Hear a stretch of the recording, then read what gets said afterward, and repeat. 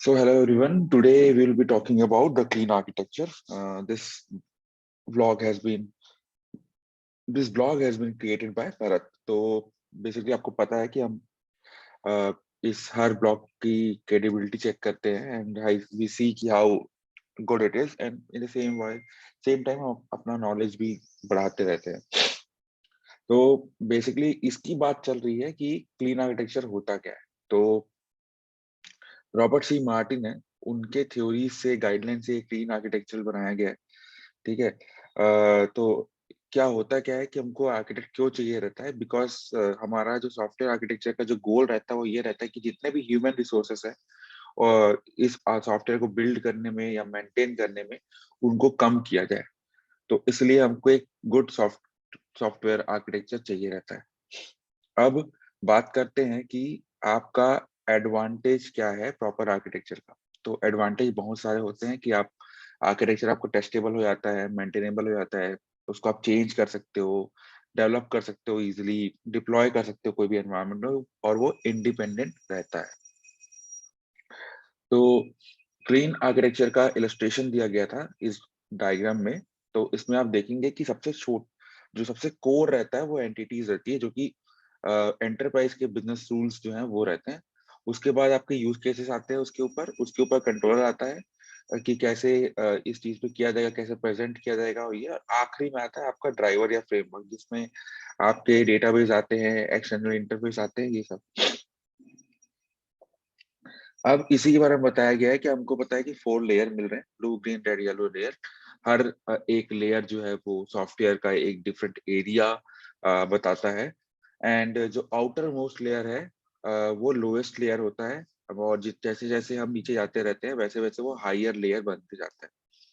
और जितना हम डीपर जाएंगे उतना ज्यादा वो चेंज करने में दिक्कत जाएगी उसको. ठीक है, क्योंकि कोड चेंजेस अगर आप करोगे तो बहुत दिक्कत जाती है. फिर आते हैं डिपेंडेंसी रूल. क्या बताता है कि सोर्स को डिपेंडेंसी कैसे है, तो वो बेसिकली इनवर्ड रहती है. ठीक है, दैट मीन्स इनर सर्कल में जो भी है उनको सब कुछ पता होना चाहिए जो आउटर सर्कल में चल रहा है. यानी कि इनर सर्कल जो है वो डिपेंड नहीं करना चाहिए आउटर सर्कल. एंड जो ब्लैक एरोज है इस डायग्राम पे वो यही रिप्रेजेंट करते हैं. ठीक है, जैसे आप देखेंगे कि आपका जो पोर्ट है वो ऊपर है, यूज केस इंटरेक्टर जो है वो बीच में है. ठीक है, फिर ये आपका कंट्रोलर है और ये प्रेजेंटर है.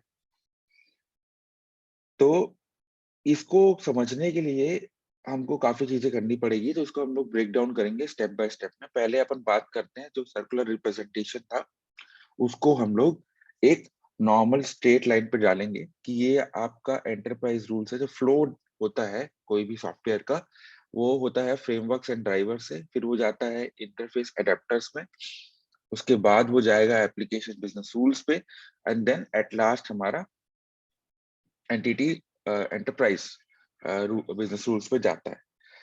तो यहाँ पे बात क्या की गई है कि हमारा जो एरो है वो हमेशा ऐसे बोलना चाहिए कि वो डिपेंड करता है.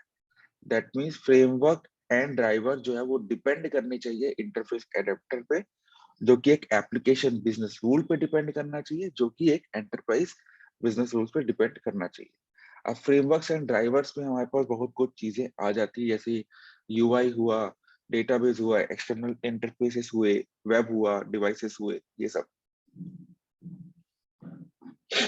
उसके बाद इंटरफेस एडेप्टर्स जो है वो प्रेजेंट करते हैं, जैसे आपके प्रेजेंटर्स हुए यानी कि यूआई लॉजिक हुआ, उसका स्टेट क्या है, कंट्रोलर्स हुआ कि आप कैसे उसको कंट्रोल कर रहे हैं, कैसे इम्प्लीमेंटेड है, वो वेब से है कि ड्राइवर से या एक्सटर्नल इंटरफेसेस से है.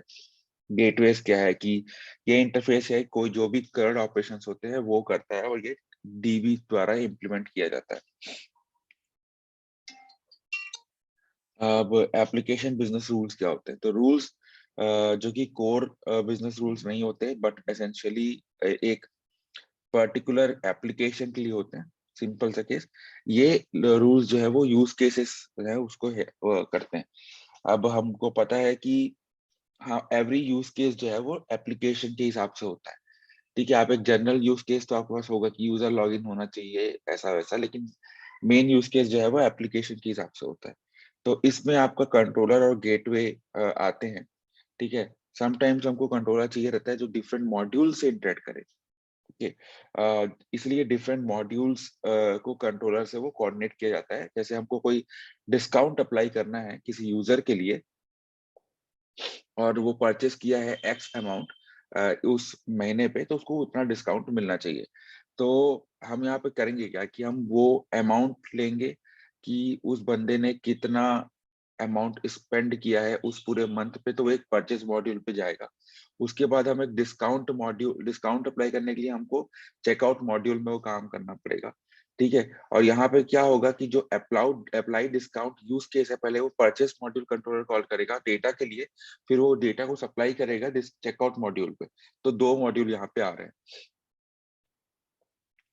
अब enterprise business rules, this is the rules that hold core business rules और डोमेन स्पेसिफिक बिजनेस रूल्स, और इसको सबसे कम चेंज किया जाता है।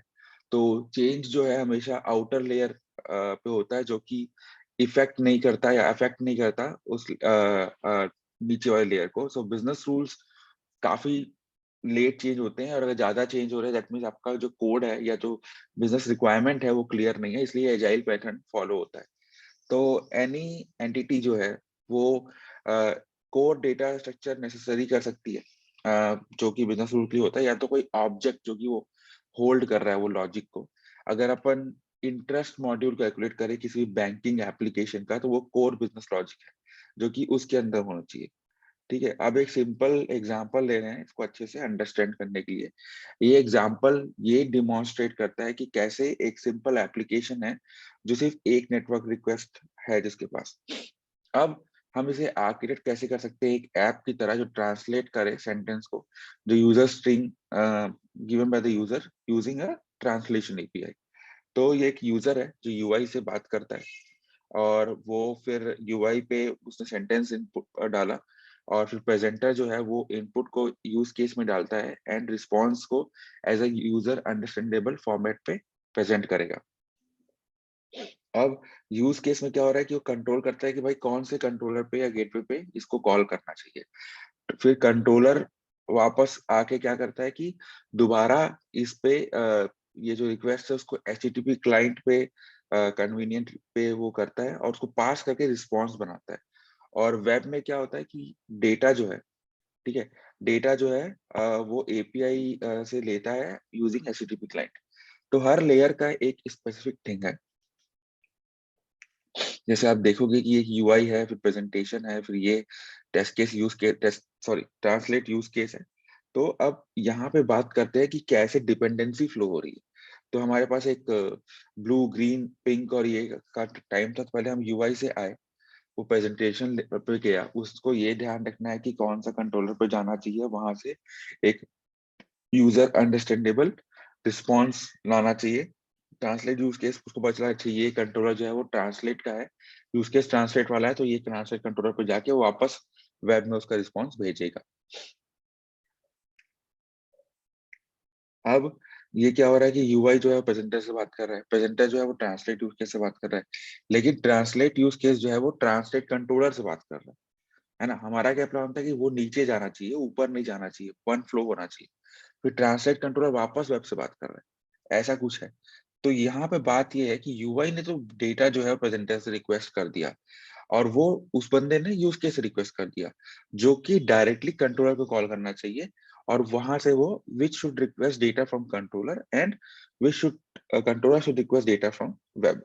तो यहाँ पे भी वैसे ही कुछ काम चला। After all how we can we expect the web to throw some data to the controller without controller being dependent on it, correct? तो यहाँ पे ये है कि यूज केस को हम कैसे प्रॉपर डेटा ले सकते हैं जब कंट्रोलर उससे डिपेंडेंट नहीं होगा। लेकिन डिपेंडेंसी रूल्स डायरेक्टली बोलता है कि भाई आपका जो डिपेंडेंसी है वो हमेशा इनवर्ड होना चाहिए, ठीक है। तो बेसिकली वो ये बोलता है कि इसी तरह से एक अच्छा आर्किटेक्चर जो है वो काम करेगा। तो in order to pass this rule हम क्या करेंगे, हमको जो invert we need to invert the arrow to the opposite direction. क्या ये पॉसिबल है?